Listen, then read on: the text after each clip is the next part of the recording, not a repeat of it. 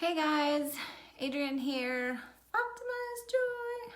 How is everybody doing today? You guys doing all right? I don't know, feels like that might have been a little bit heavy the past couple days. It might have been lightening up. Anybody feel it lightening up a little bit? So, all right, oh shoot, I can't remember who asked, but I just now was looking through the comments and I was kind of like thinking about, trying to be like, okay, what's tonight gonna be about? And then I saw a comment about trying to understand a life's theme. So let's go into that. Your life's theme. All right.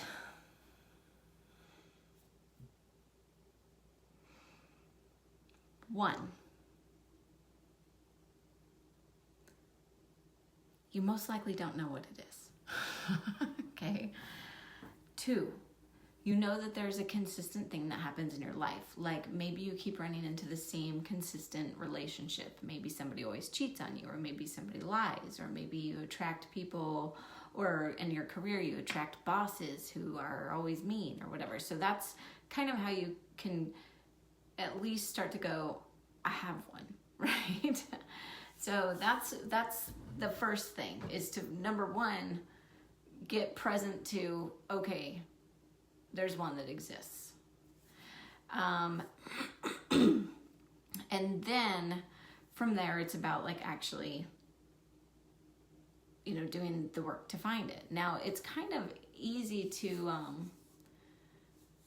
sometimes it's a little bit easier to find blocks because you can, know that maybe you don't like going out socially, and you can kind of go, oh, well, I probably have a block about that. Maybe you want to do something about it. Maybe you don't want to do something about it, but you usually kind of know, I don't really feel like going out. I don't enjoy people or whatever. So your blocks are kind of things that you like or don't like, and you know that there's a bit of a play in your life with that. And blocks are a little bit easier to find. Your life's theme is the one that's hard. And when I say life's theme, it's very particular to each person. At root, it usually takes on one of two meanings.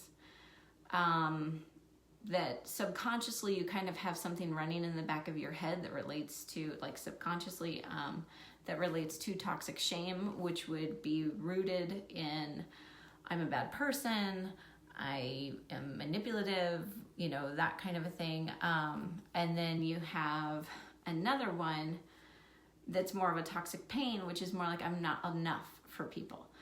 But even then, those are usually where the life's themes are rooted, and they're pretty common among us all.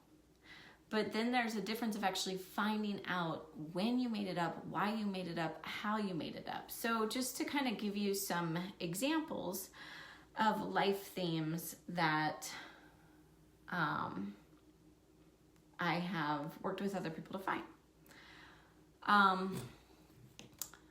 There was one person who had a life theme where she basically felt like her presence caused other people to die.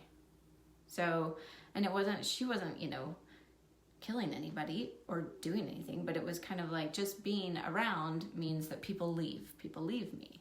And then there was another one where she kind of took on a sickness in her life, and it was because she felt that she needed it in order to feel special, or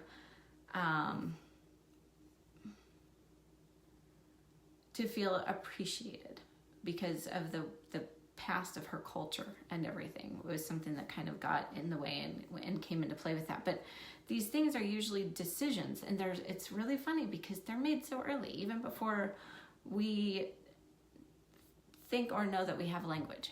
So these themes actually get made so early, and it's like this split-second decision, and it just goes your whole life. And so it's more like that. And they are something that they're not really, they're not that easy to find, because it's really hard to kind of go, does this one relate to that one? Does this one relate to that one? And everything, unless you really understand the strategy of really how to get there. So, so that's kind of what it is more than anything, is it's just, what is the way that you talk to yourself in your head? And then, you know, when you have that spinning thought process constantly, and you're realizing that maybe you call yourself names, maybe you call other people names, maybe when you do something wrong, you're extremely, extremely hard on yourself.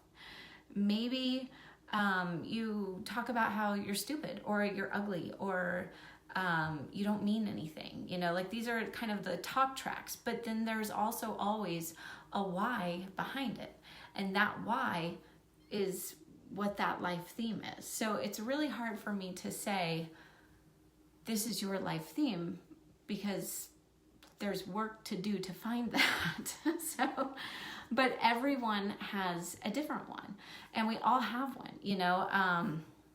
Mine was really, mine was rooted in the I'm not enough. And it actually was because I decided that I was supposed to come here in order to replace someone else, and that was never going to be enough. It was never going to be enough. So, so that's kind of where, that's how they work. But that's the thing, is I would have not found that. I would have maybe known I'm not enough. I could maybe sense that and say, yeah, I kind of feel sometimes like I'm not enough, or I feel like I have to give myself an extra pep talk here or there, or I feel as though I'm not seen or heard, you know, like there's that talk track, right? So mine was kind of more rooted in, I feel betrayed a lot of times by life. Not so much anymore, but I mean, that's what a lot of that talk track was for me. Or I'm not appreciated, or I'm not seen, you know? So that is kind of the idea behind it, and where that, because that's where that talk track really comes from. But really, it's still finding like the life's theme, and what is in common that has been playing your entire life with that. So I'm not sure if that answers your question. I'm hoping that it does, or at least it gives you a better idea about it. But it's the reason why I say it's so important to find it, to actually do the work to go in and to find it, is because it's that much easier to let it go. A lot of times when, let's just use my old one, right? Which was I'm not enough.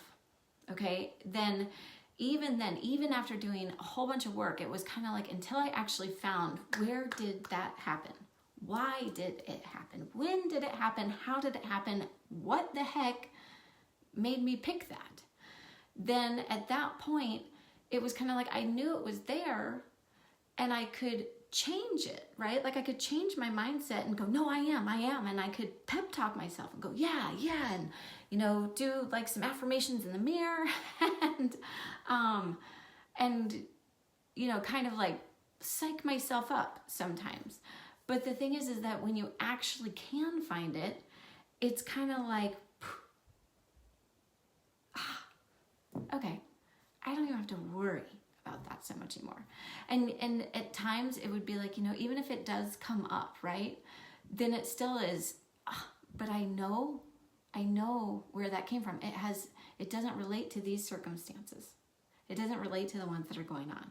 These circumstances might be making me feel that way, but it's not relating to what's actually happening. So then it's like, okay, can let it go. That takes away the need for pep talk. That takes away the need for psyching yourself up. That takes away the need for so much defense all the time.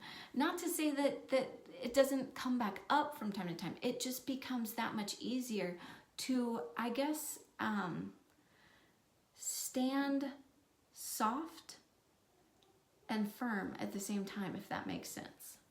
It's kind of like, that's really where you kind of get rid of the biggest trigger. And then that big trigger, all of the others just start falling away because you can find the other ones so much easier. So it actually goes, oh, well, if I'm not going to get triggered by this one huge one that's actually making me feel extremely defensive all over in my life, and I can actually just now know that I can let that one go, then as these smaller layers, that usually is where people, they peel those first. They peel all the smaller layers first. Those smaller layers are something that we can kind of pick up after we've really, like I said, blown up the onion, right? And found that big life theme.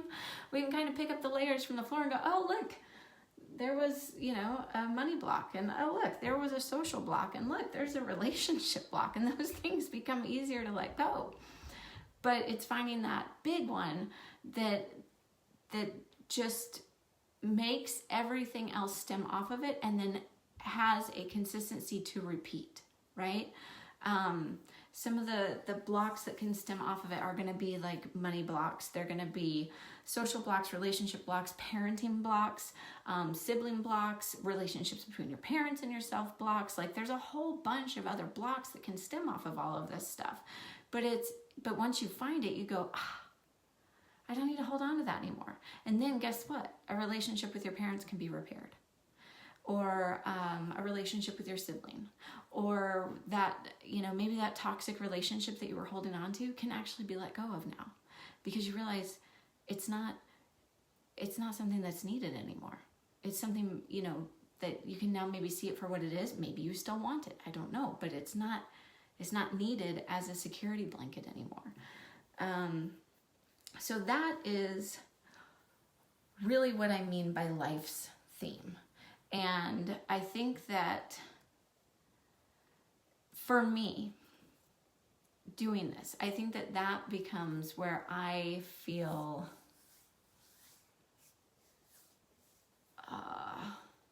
the most, not frustration, but just anxiety, I think, maybe a little bit about the whole onion peeling process. Is that the onion peeling process has been around for ages, but it's always been this layer and then this layer and then this layer, and we'll slowly peel back the layers, which is why things like counseling can take years, because it's one little layer at a time and one little layer at a time, and then all of a sudden you realize you've been mad at your dad for ages, or your mom, or whatever it is, right? Where you finally get to the center, but it can take so long, when really, if you just kind of like go straight in and then go, then you find the core. I mean, onions don't really have cores, but you know what I mean? You find like the core, or the big decision that everything now has, almost like a pearl, right? All the layers have now tried to protect it by creating other blocks, so that, we don't need to talk about this pain. We can cover it up with this block, so we don't have to play in life anymore and be scared and be vulnerable about it. And then, we can add this block so we don't have to be social in life anymore.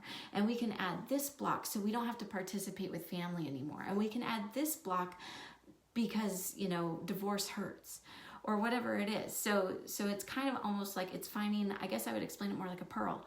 It's like finding the grain of sand that has slowly been built up on to now look like this pretty beautiful thing that you get to go present to the world.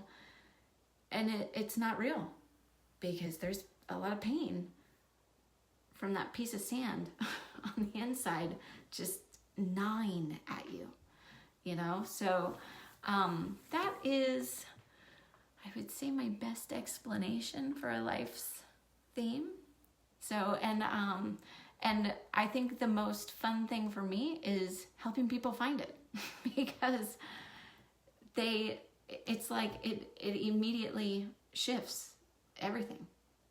And it doesn't, now what can happen with it is that the shift can actually be so big and so immediate that it almost can frighten people, because their entire world has been based around it. So now it's like, oh, shit. What do I do now? Like, oh my gosh, I have based my job off of this. I've based my family off of this. I've based my work. I've based my friends, and it just keeps going on. And then it's like, oh my gosh. And so it can be really frightening to just to 180 so hard.